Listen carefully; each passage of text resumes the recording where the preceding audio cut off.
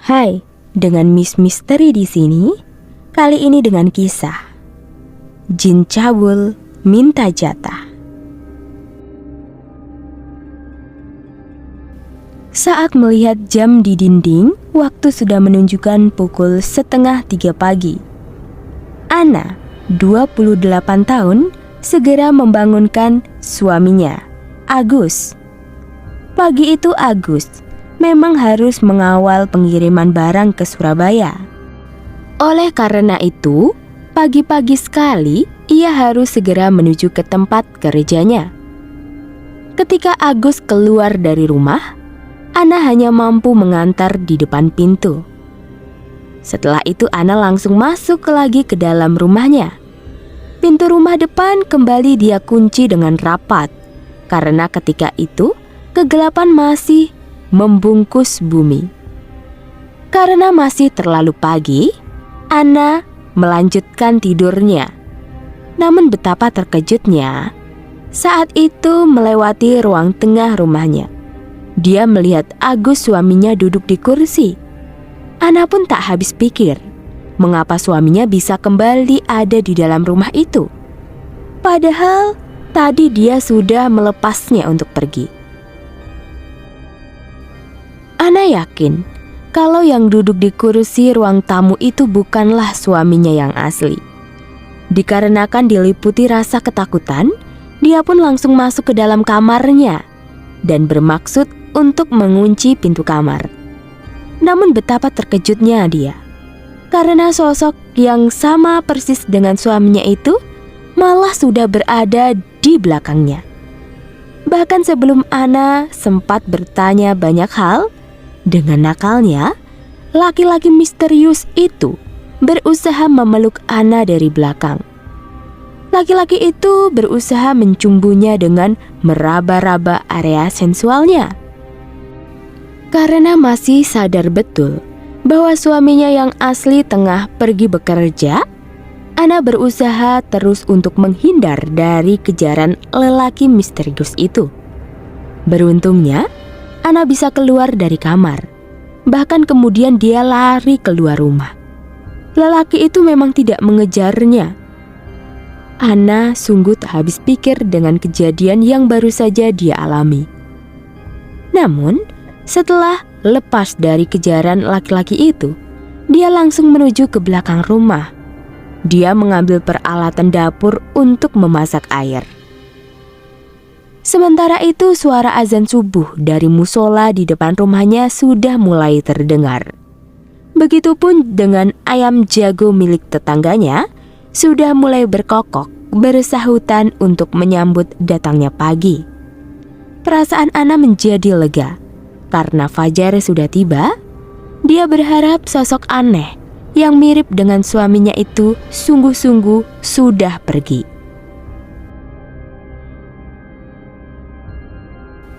Pada malam berikutnya, Ana tidak mengalami kejadian apapun. Tetapi bukan berarti dia lepas dari intaian makhluk gaib nakal yang pernah mengganggunya itu. Buktinya 2 hari berikutnya, Ana kembali mengalami kejadian gaib yang tidak kalah mengerikannya. Kejadian itu justru di saat Agus, suaminya, berada di rumah. Bahkan saat itu anak dan ibu mertuanya ada di dekatnya. Kejadiannya Minggu malam.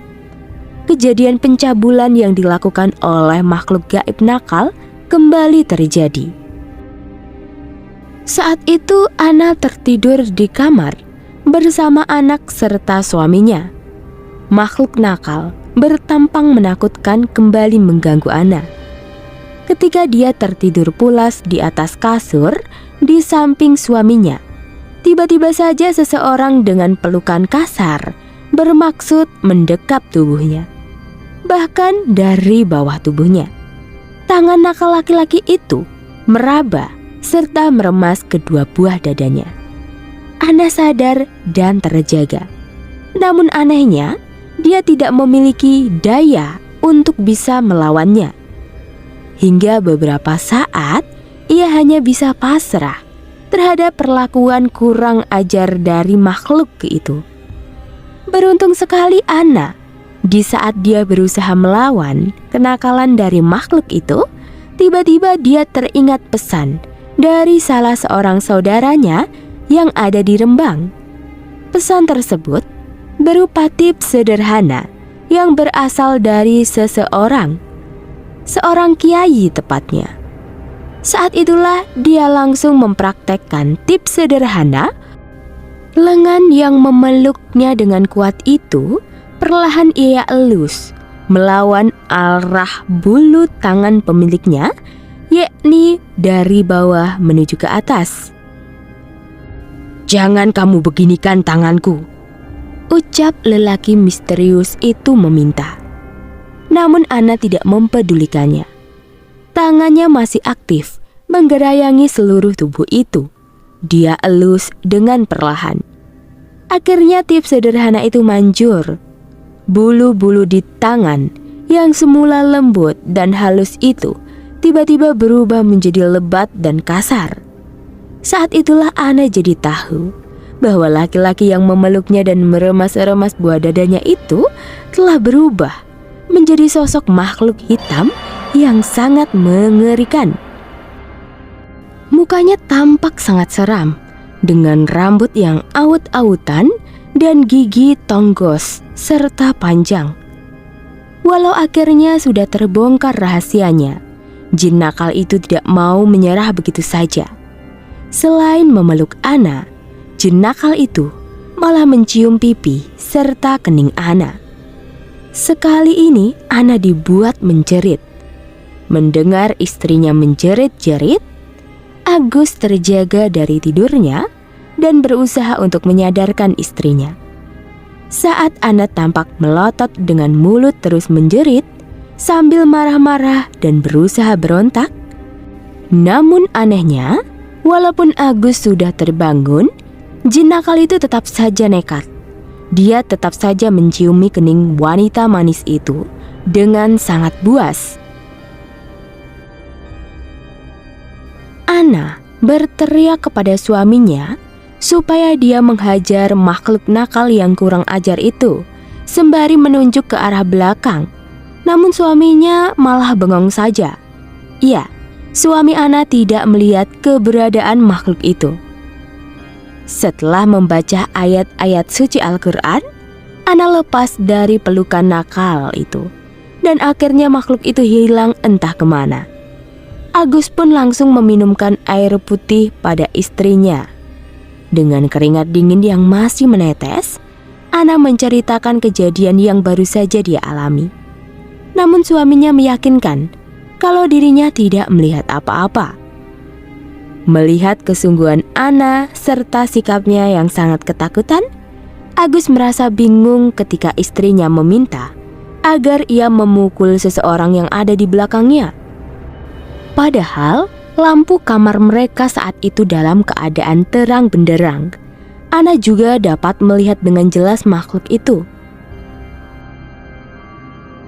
Dan lebih anehnya lagi, kejadian berupa pencabulan oleh makhluk gaib itu ternyata tidak hanya dialami oleh Anna saja. Anaknya yang masih berumur 4,5 tahun juga mengalami hal yang sama. Beberapa hari setelah kejadian itu, anak laki-laki itu bercerita pada orang tuanya kalau dia habis digendong oleh lelaki besar. Saat menggendong, laki-laki itu menciumi dada anak itu. Bahkan makhluk itu juga menjilati puting susu anak kecil itu. Dari penjelasan anaknya, bahwa makhluk gaib itu keluar dari lubang pralon yang ada di sumur di bawah lantai. Memang di rumah itu ada sebuah sumur yang terletak di dalam rumah, bahkan sebagian ditutup dengan lantai. Mendengar cerita dari anaknya, Anna beserta suaminya akhirnya tahu kalau sebenarnya makhluk itu adalah penghuni sumur yang ada di dalam rumah mereka.